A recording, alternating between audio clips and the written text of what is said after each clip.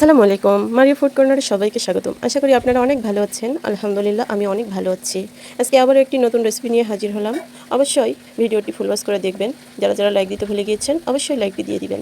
আর নিজে দেখবেন এবং অন্যকে দেখার সুযোগ করে দিবেন। ভিডিওটি শেয়ার করতে ভুলবেন না। গরম ভাতের সাথে এই রেসিপিটি খেতে অনেক মজার হয়ে থাকে। এই রেসিপিটি বানানোর জন্য আমি 2 পিস মাছ নিয়েছি। এই মাছগুলো আমি সুন্দর করে কেটে ধুয়ে নিয়েছি। নিয়ে নিলাম 1 বাটি পেঁয়াজ কুচি আর একটা রসুনের কোয়া নিয়ে নিয়েছি। একটা রসুন কোয়াগুলো ছাড়িয়ে নিয়েছি। আর শুকনো মরিচ। এই যে মাছগুলো সুন্দর করে ধুয়ে নিয়েছি।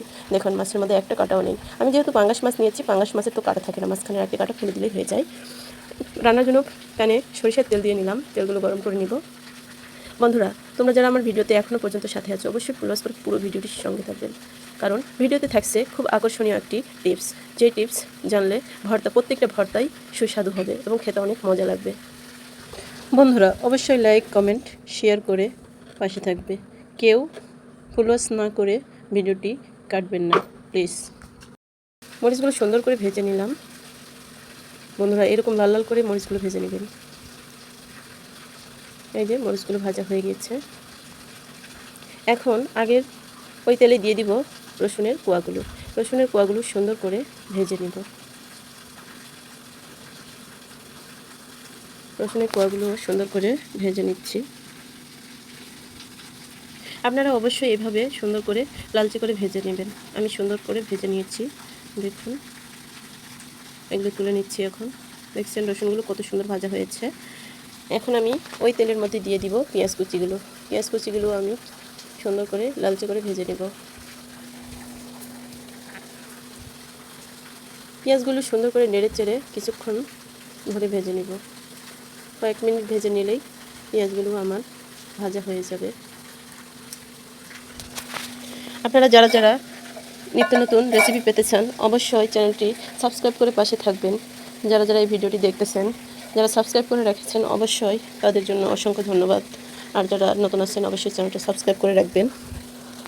এই যে মাছগুলো আমি সুন্দর করে লবণ হলুদ দিয়ে মাখিয়ে নিচ্ছি। এইদিকে পেঁয়াজগুলো আমার ভাজা হয়ে গিয়েছে। দেখুন পেঁয়াজগুলো এখন উঠিয়ে নিব।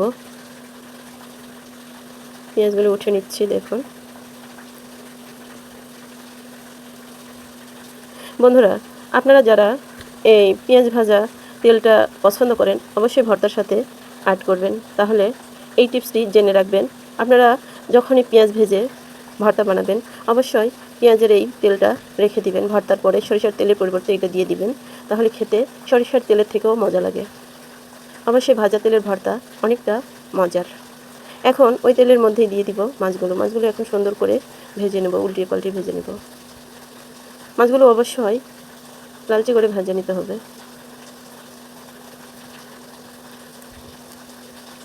বন্ধুরা আপনারাও যেভাবে বানাবেন অবশ্যই মাছটা সুন্দর করে ভেজে নেবেন। মাছটা ভাজা ভালো না হলে খেতে ভালো লাগবে না। মাছটা অবশ্যই লাল লাল করে ভেজে নেবেন। একটু মুচমুচে করে ভেজে নিলেই ভর্তাটা খেতে বেশি মজার হয়ে থাকে। এই যে দেখুন আমার মাছটা অনেক সুন্দর করে ভাজা হয়ে গেছে। এখন মাছটা আমি উঠে নিব। মাছটা আমি একটি প্লেটের মধ্যে উঠে নিলাম। এখন মাছটার উপরের যে পর্দাটা আছে এইটা আমি সরিয়ে ফেলব, কারণ এই পর্দাটা সহজে ম্যাশ হতে চায় না। এই জন্য এই পর্দাটা আমি সরিয়ে নিলাম। আর আপনাদের যদি ইচ্ছা হয় রাখতেও পারেন। এভাবে মাছের পর্দাটা আলাদা করে নিলাম। এখন ভর্তা করার পালা। ভর্তা করার জন্য আমি এখন নিয়ে নেব শুকনো মরিচ দিয়ে এখন আমি সামান্য পরিমাণ লবণ দিয়ে এগুলো সুন্দর করে হাত দিয়ে মেখে নেব। আজকের ভর্তাটা আমি শিলপাটাই করব না, হাতেই করব। এগুলো সুন্দর করে ভেজে নিয়েছি, একটুতেই সুন্দর করে ম্যাশ হয়ে যাচ্ছে। এগুলো আমি এইভাবে সুন্দর করে ভর্তা করে নেব। এই যে দেখুন রসুনগুলো সুন্দর করে ম্যাশ করে নিয়েছি। এখন এখানে দিয়ে দিব এই যে পেঁয়াজের বেরেস্তাগুলো এত সুন্দর তেল দিয়ে আমি ভিজে রাখছিলাম। এটাই হলো গোপন একটা টিপস। আপনারা পেঁয়াজের বেরেস্তাগুলো তেলের মধ্যে ভিজে রাখবেন আর তেলটা একটু বেশি দেওয়ার চেষ্টা করবেন। অবশ্যই ভর্তাটা খেতে অসাধারণ লাগে। বাসায় আপনারা অবশ্যই ট্রাই করে দেখবেন।